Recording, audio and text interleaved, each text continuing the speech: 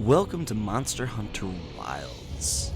Today we'll be going over 5 reasons why I think this game is worth picking up and why you should give it a try. There are many things that bring people into the world of Monster Hunter, such as the epic battles,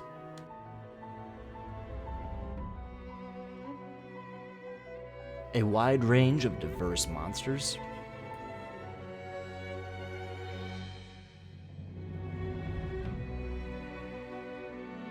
and a simple yet satisfying combo system.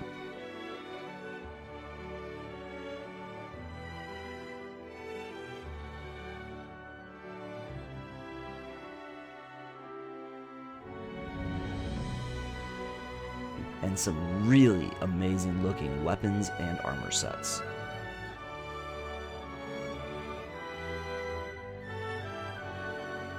Now the hook of this game is the big monster fights. This is where you get the materials needed to forge new weapons and armor, as well as getting the experience to upgrade your hunter rank, which will then allow you to go out and fight bigger and badder enemies. While battling, many things can happen in the world, such as smaller animals joining in the fight and attacking you and the big enemy,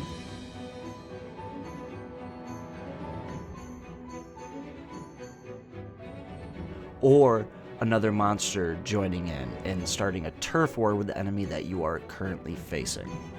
While monsters in this world are large, dangerous beasts, not much is really known about them due to their size and the danger that they pose to the humans living out there. That is where you come in, Hunter. Your job is to hunt down these beasts and gather information on them for your guild, so they can compile a thorough monster field guide that covers all the endemic life throughout the game, from the largest monsters down to the smallest insects. In the field guide, you will find information on the monster's habitat, their size, how many times you've hunted or captured them, then a description of how they look, how they hunt, as well as their defensive features. This guide also gives you similar entries on the small animals and other insects in the world.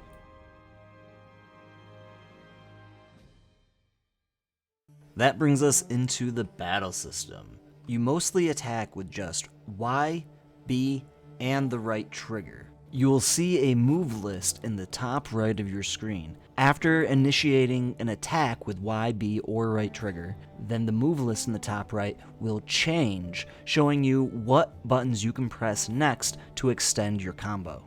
Aside from just ground attacks, you can also run up walls, jump off them to do aerial attacks, or just jump off a cliff or a raised ledge to be able to do these attacks. You can also jump onto a monster's back to mount them in order to do stabbing or slashing attacks with your weapons. Besides your normal attacks that you can do with your weapons, all the weapons have unique characteristics to each one of them, such as the charge blade can switch between a sword and shield to a large axe for increased damage, while the hunting horn can attack in specific sequences to grant attack and defense buffs for yourself and your party.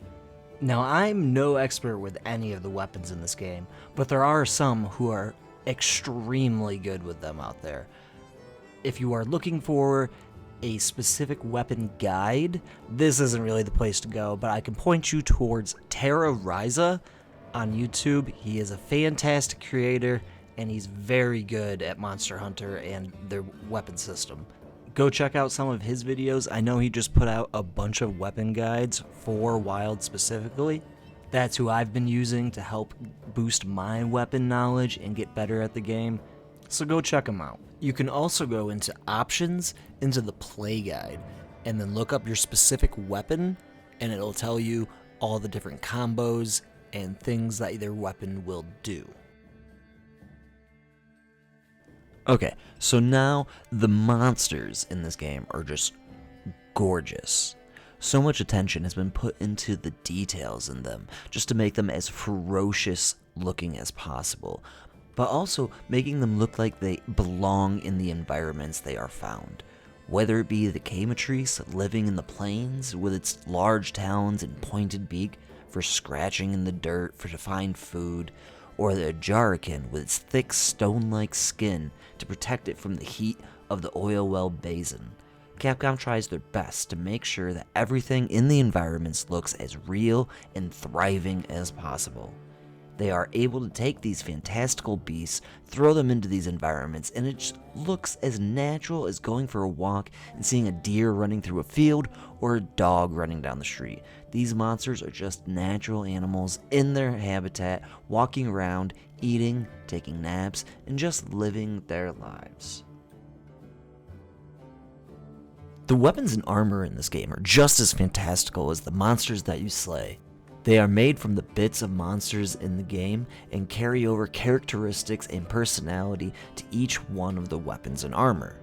You can make a sword and shield from a Chupacabra that's covered in its skin, or a charge blade from a Rathalos that, when sheathed, looks like, well, a Rathalos head. The armor is likewise made to be reminiscent of the beasts they are derived from. An Anjanath's tough hide is formed into an intimidating set of plate that shows scars from the Anjanath's countless battles it's had over its life, while the sleek and oily skin of the new Udra is transformed into an insidious and sleek mass of thin ribbons that turn the wearer into a bipedal-looking cephalopod.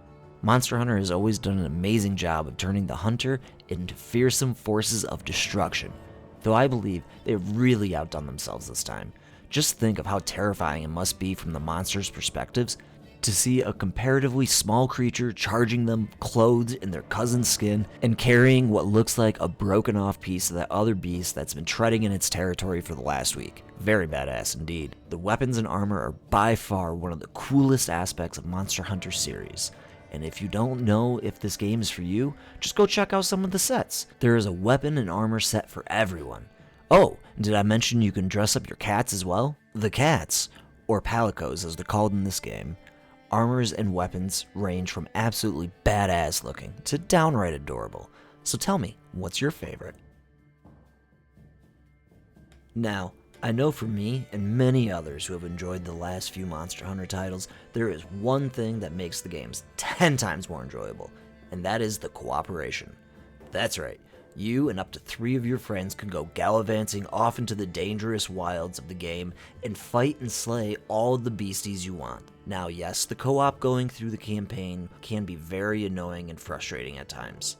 This is an issue my brother and I are currently dealing with as well. Though once you get through the campaign, which is also known as low rank, you can very easily and quickly team up with your friends or just random people through the Hunt's postboard.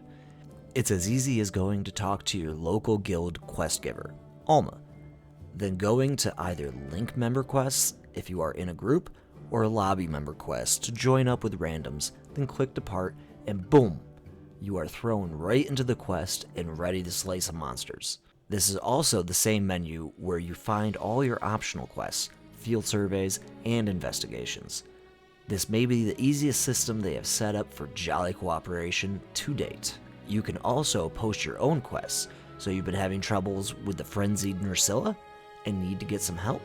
Or you're just a bit apprehensive about trying out that Jin Dahad. Just go, post your quest, and start prepping. You can either wait for someone to join, or you can just jump right into the hunt and people may join you to get that glorious loot.